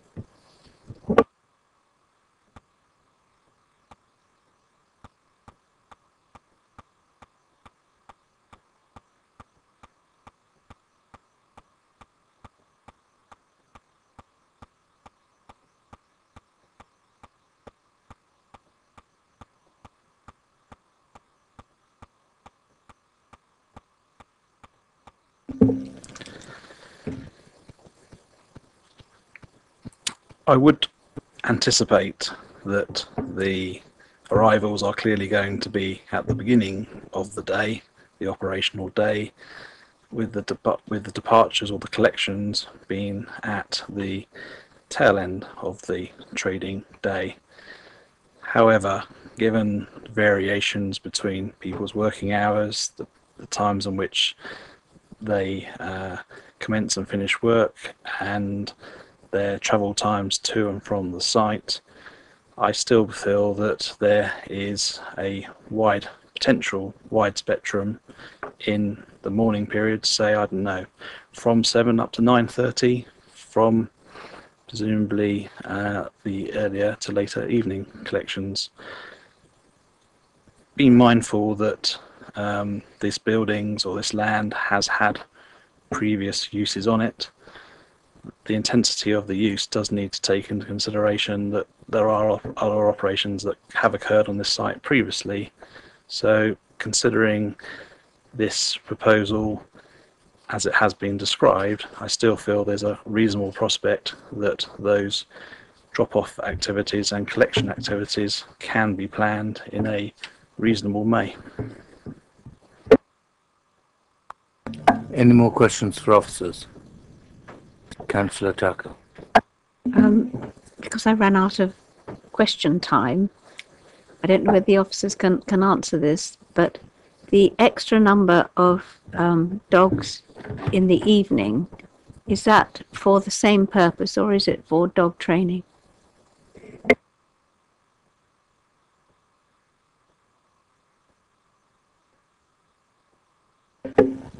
Dog training wasn't actually mentioned through the course of the application. It's only been brought up now. So it has been stated that there will be up to 8 dogs during the evening session, but we haven't considered what they'll be there for. Any more? We'll go into debate now. Councillor Tucker, you're the ward councillor. Do you want to start it off? Do you want to speak later? Very good. Does anybody else want to speak? Councillor Frost. Thank you, Chair. I think whilst it's a laudable idea with dog daycare units, I am just really concerned that on this particular site, there isn't really the control over the traffic with the drop off and the pickup, and I'm just very concerned that with the road being narrow at one end, and whilst I admit the other end does have access both ways, I'm just really very, very nervous about the ability for for the business owners to actually control the traffic as they say that they will do. Thank you. Anyone else? Councillor Potter, followed by Councillor Taylor.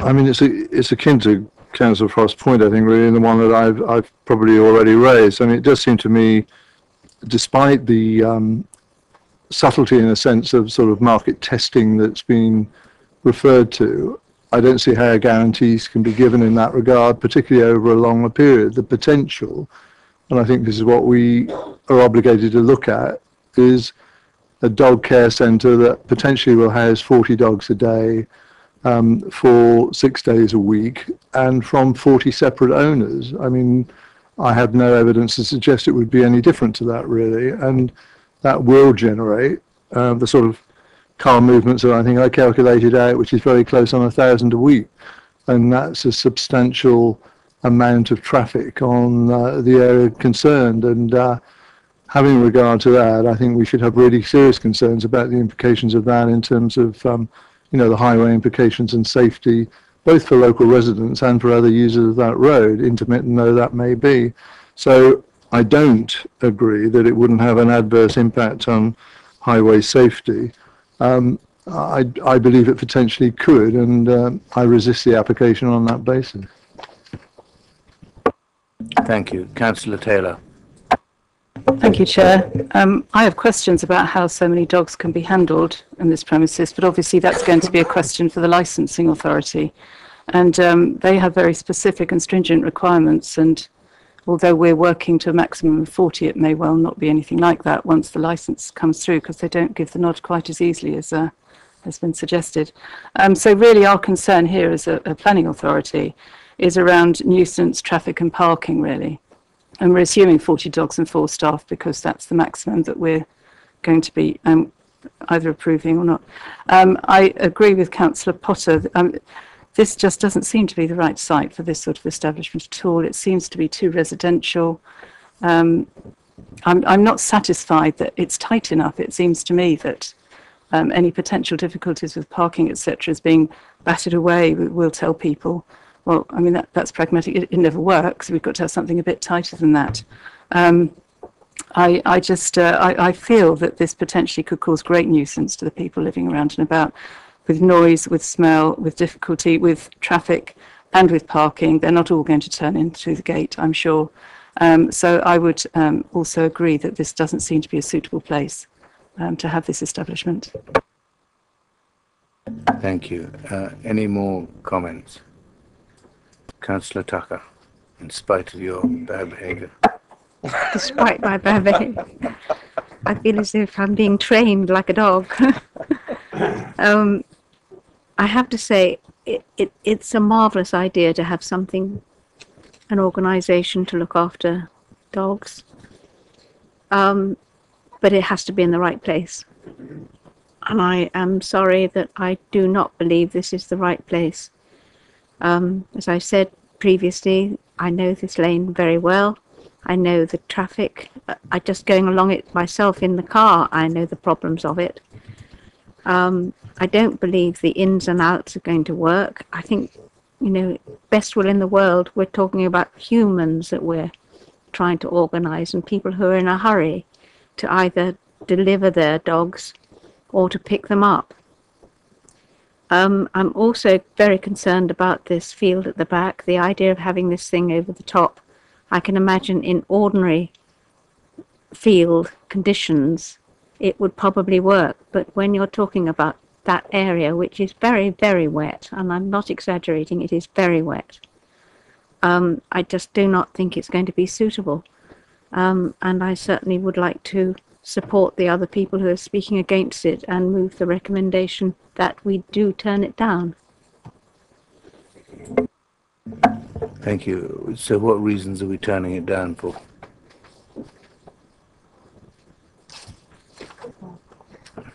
Come on, chaps, help. It's an Number one. Sorry? Number one, it would cause. Oh yes, we go back to the beginning. It would cause, yes, number one, the opposite to what is already there.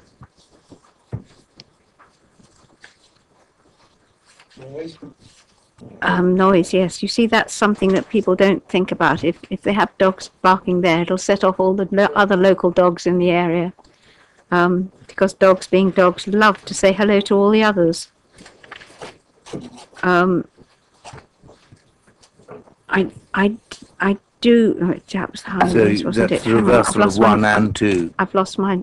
Yes, I've lost my list. Well, that's in the first one. Yeah. It's highway safety.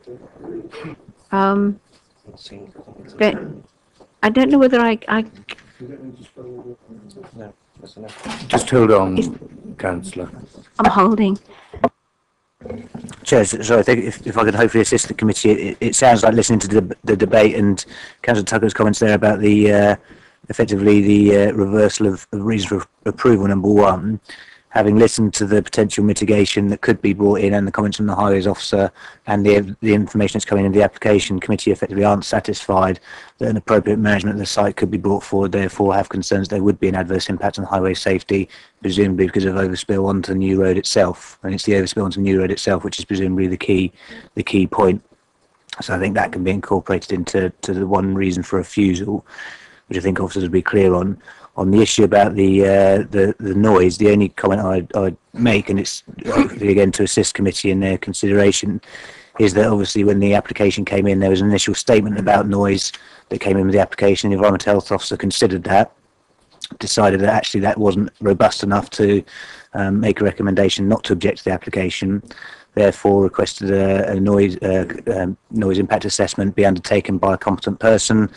Was involved in the scoping of that piece of work, if you like, in terms of the data that went into it, etc. So I think on the issue of noise, there's in terms of the officer's position, a very clear technical reason that shouldn't form a reason for refusal, and the environmental health officer has clearly raised no objection on that point. So I would just leave that with the committee for their consideration. A different word is disturbance that is in number 2. There's noise and disturbance. If you're worried about the noise, I think the disturbance is going to be... Councillor Potter? I mean, correct me if I'm wrong, I'm trying to take the cue from Mike, but I mean, I don't think we need to move beyond our concerns about the highway safety aspect, do we, in terms of our very real concerns about the impact it would have on the highway and the safety of other road users and residents. And I mean, the subtext of that is we believe it's in the wrong place, putting it on, and that's our bottom line, and I think really, and it is primarily around the highway safety issues. We're just not satisfied that those can be mitigated effectively. So that's why we oppose the application. Entirely good, Councillor Potter, in the sense that it's also when committees come to their decisions, it's not on the basis of, if you like, sort of finding fault and looking for the reasons, but clearly there's a very genuine concern around the highway safety. If that is the only reason that you consider to be refusable, then that is the only reason you need to take forward. If you felt that there was a genuine issue about noise and disturbance as well, that can form a reason for refusal, albeit on the basis against the advice of officers on that particular point as well. Councillor Taylor. Could I just say also that in terms of highway safety, etc., we haven't mentioned that there's also a retail outlet there, which will also draw people in at other times as well, which will add to the traffic nuisance. I think it's worth mentioning that the retail area which is proposed would be minor and ancillary to the use of the building, so it wouldn't be expected to be used independently as a retail outlet, and that's been considered through the highways considerations.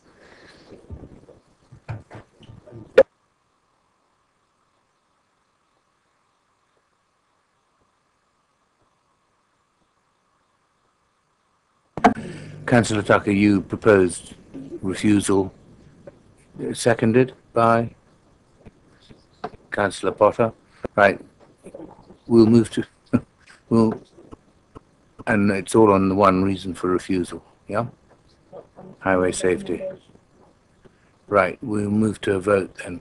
Those in favour of refusal.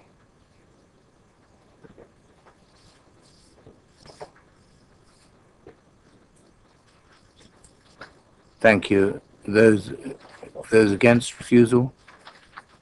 None. Vote is carried. I'll ask the officer to sum up. Thank you. Can confirm that the application has been refused for the following reason: the proposed development would cause an adverse impact on highway safety. Right, now we move to item number 5, which is 124 Pack Lane, Basingstoke. I have Mr. Stanley. Object shows Mr. Standing, and in support Mr. and Mrs. Sage and Miss C. Nichols. But first of all, I'll ask the officer presenting to speak. Thank you, Chair. This is an application for the erection of a 2-storey rear extension with living accommodation in the roof, alterations of the 2 front dormer windows, and also the erection of a front porch. There's no update, and the officer's recommendation is for approval. Thank you. Mr. Standing, you will have 4 minutes, and I'll give you 1 minute. Thank you, Chairman. And good evening, ladies and gentlemen. This is like deja vu for me. The previous application was rejected on the basis of loss of natural light into our major principal living areas. limited space between the properties in which to erect this extension safely. One eminent councillor who was on the visiting committee with obvious experience in the construction industry doubted whether the previous application could even be erected. Now, although this one is modified, the proposed building work will be just carried out just 75 millimeters from our boundary fence and from our pathway. Is this legal? I don't know. There are also other issues. There are effects on our quality of life, and matters were raised about the concerns were raised about the effects on storage and upon the traffic in Pack Lane. Be careful, ladies and gentlemen. This application is just, it's been cooked up. It's an old stew from an old pot. And notice I use the words cooked up. Very carefully. I'm trying to be polite. Nothing changes with this application to those. We will be faced with the same problems as we had before. I reject the planning officer's report for a number of reasons. Principally, for instance, the claim that we receive sufficient light into these living spaces by virtue of the large window to the south of our accommodation is erroneous, and it's affront to my work that I've carried out to attain more light in this area. For goodness sake, the majority of our home is actually decorated and furnished to invite more light. I reject the planning officer's report because I don't believe that he's actually had the opportunity, despite my invitations, to visit the property and see the problems for himself. He's purely based this report, I believe, politely, upon information provided by a third party. Number of points I'd like to make.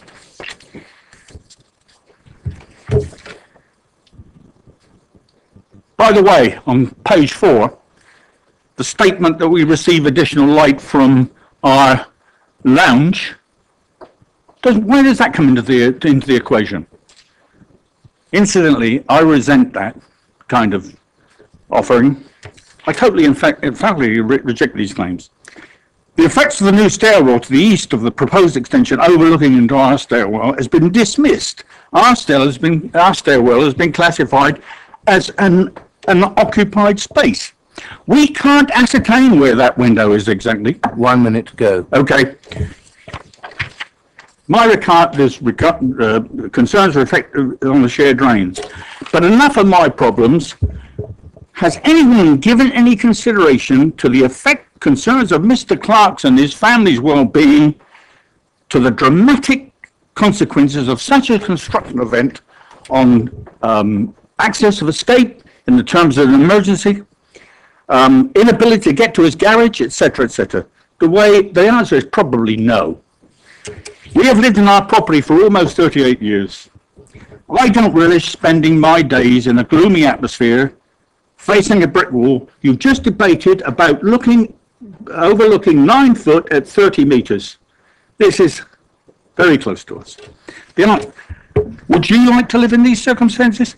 Ladies and gentlemen, I warmly thank you for listening to giving me the opportunity to voice my objection, and trust that you will you will reach an equitable conclusion. Thank you very much. Thank you, Mr. Standing. Any questions for Mr. Standing, members? Councillor Frost. Sorry. Thank you very much, Chair. I may have missed it, but I'm just trying to identify which property this gentleman actually lives at, Chair.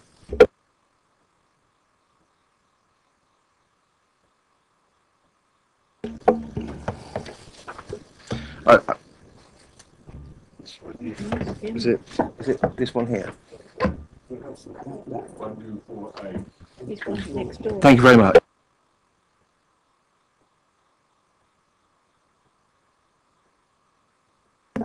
Any more questions? No, then thank you, Mr. Standing. Next, please, Mr. and Mrs. Sage and Mr. Nichols.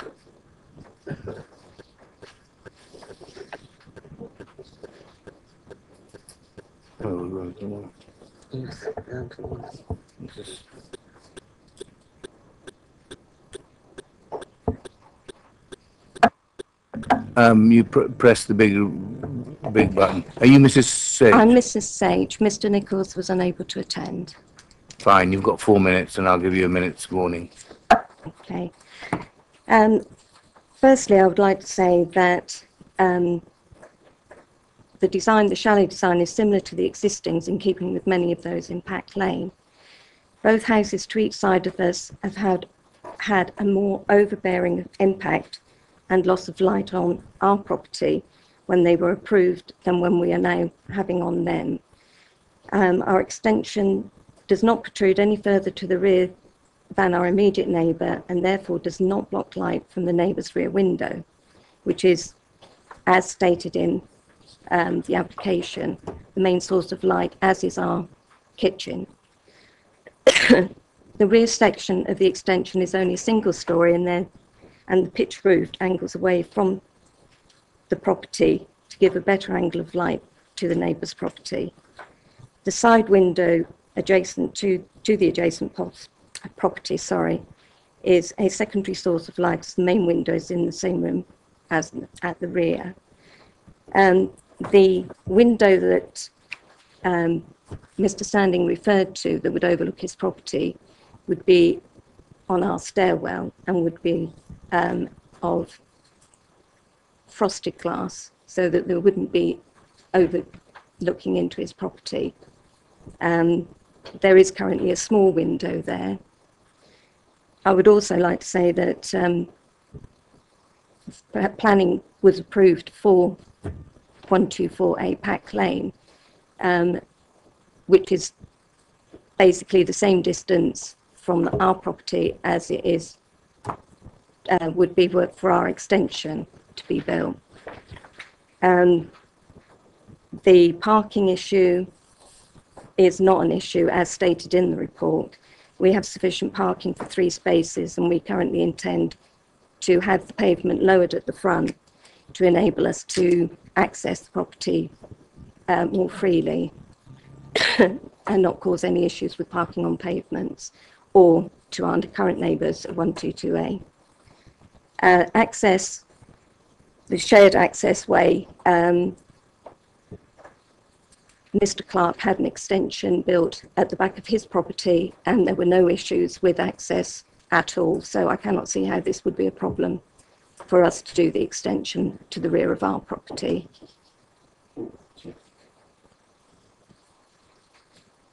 I can't think of anything else to say at the moment. Okay, thank you. Any questions for Mrs. Snitch? Oh. No? Thank you very much. Councillor Mrs. Burgess.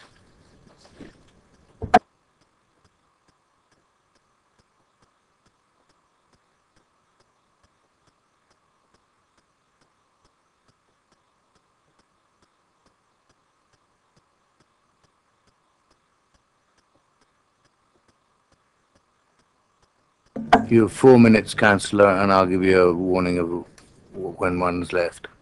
Thank you, Chairman. Good evening, everybody. I'm really sad to have to come along this evening to talk about this. Once again, we've got a David and Goliath situation where the smaller property is going to be overshadowed by the other one. To deprive somebody of natural light is absolutely horrendous. We all want to sit in a room with natural light, and the thought of somebody having to look at a brick wall through their window instead of getting natural light is awful. And the other problem is there's limited space for the works to be carried out, should you approve this. With this shared driveway, where are you going to put the bricks? Where are you going to put the sand? Where are you going to put the contractors' vehicles? It really needs thinking about carefully. Thank you very much. Thank you, Councillor. Any questions for Councillor Mrs. Burgess? No. Sorry? No? Okay, thank you, Councillor. Thank you, Chairman. Right. Questions to officers now. Any questions for officers? Councillor Potter. I just wanted to check in terms of our locus on this regarding some of the more practical aspects of this. I mean, obviously, it's the same problem that must be experienced where houses are so close to each other, the sort of practicalities of building nearly become impossible, but not quite impossible. In terms of the way the actual building work would be done, it's difficult for me to see how some of that could be done without the cooperation of adjoining neighbours. And I know there are restrictions and covenants, and which are referred to, I think, somewhere. But are we able in any way to influence what needs to be the cooperation between the people concerned, or is that just something that has to be sorted out by the owner and by the adjoining owner? It's as simple as that. We look at this in pure planning terms. The practicalities of it are another thing altogether. Is that right? That's correct. Any more questions for officers? Councillor Tucker.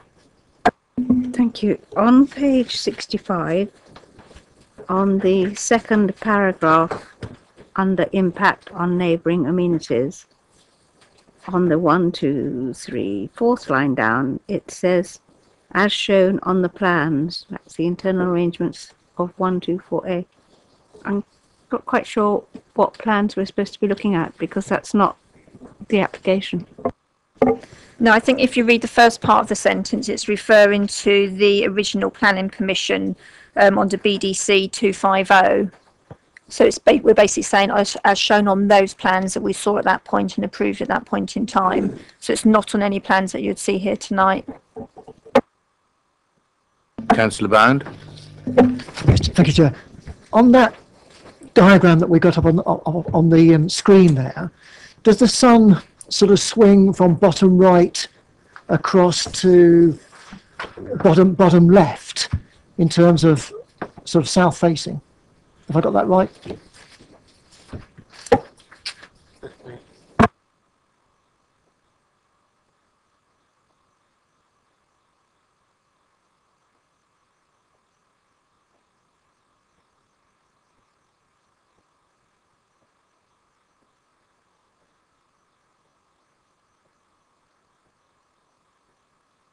I hope that's clear. East-west swinging round.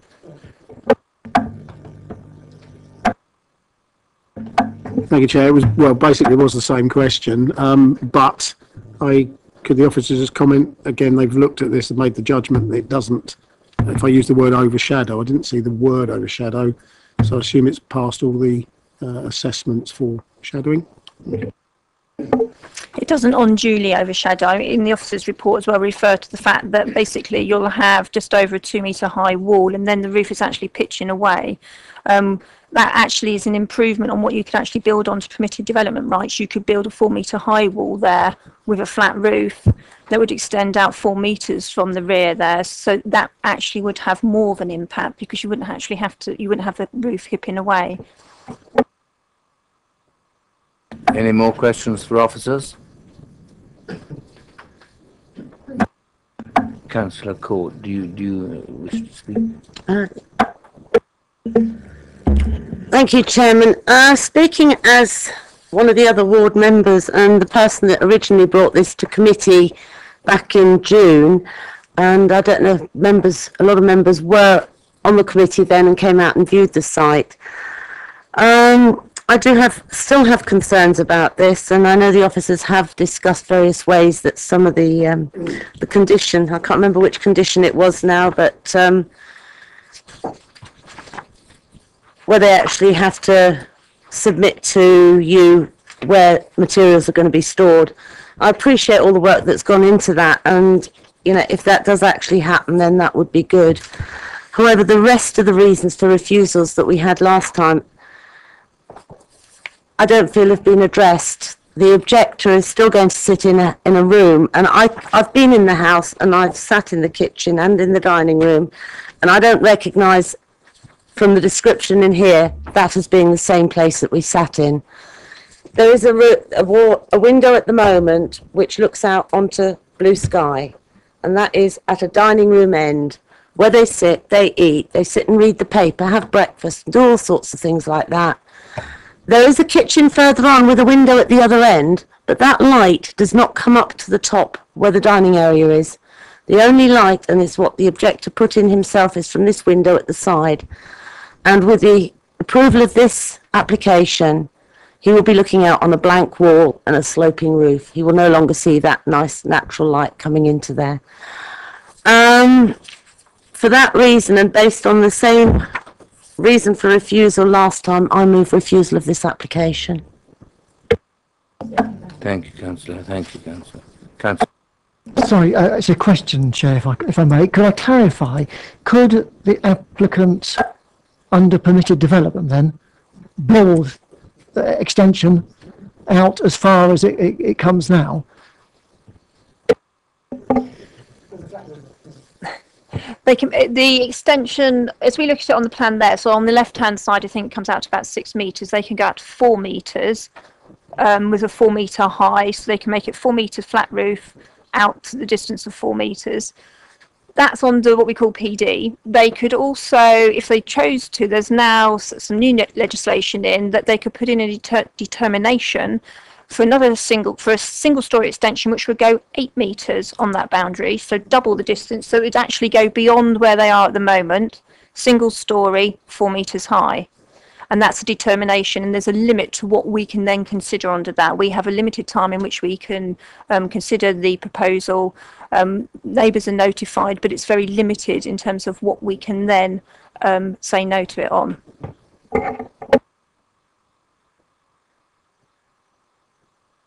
Councillor Hussey. In view of those comments about what is permissible in the permitted development rights and the impact that would have on the neighbouring property, and because the houses are basically facing north-south, a few degrees off north-south, but effectively north-south, with the sun passing through the rear of the gardens, I don't think that we can measure this in terms of loss of light. I support the officer's comments in the report, and I would move acceptance as recommended by the officers. Councillor Tomlin, followed by Councillor Potter. Well, I was happy to second that. Thank you. Councillor Potter. I mean, I know I'm stating the obvious, the sort of dilemma that occurs, I think, when we've got dwellings which are as close as they are to each other for historical reasons. And the applicant, I know, is, needs this extension for very good reasons, and so would anybody, I guess, coming forward with this sort of proposal. And I think they have worked as well as they can to mitigate some of the things we saw in the original application. And as Councillor Hussey says, really, I think in that regard, the loss of light that is going to occur in this regard, I think is described adequately, really, in terms of the officer's report. I do say there's going to be some real practical difficulties. I mean, I don't know how you construct these things without the cooperation of near neighbours anyway. You can build brickwork overhand, but good luck to them with that, really. And but these things can be done if necessary. And because something very similar, well, slightly smaller, of course, and with a flat roof, and it wouldn't give them the flexibility in terms of the sort of quasi first floor development they're looking for, could be done under permitted development, which would have nearly the same impact, I think, on the dwelling next door where the objector lives. It seems to me this is a much better design than something akin to that. And on that basis, and I understand the concerns that have been expressed, I'd support Councillor Hussey in terms of his move for proposal, and I know it's been seconded, sorry, for it to be approved. Any more comments? Right. Now, the first motion was for refusal. We'll take a vote on it. Those in favour of refusal, hand.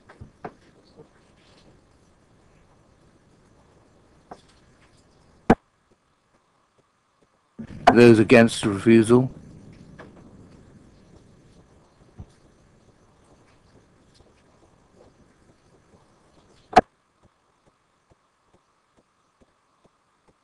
now we take the next vote, please. Those in favour of approval.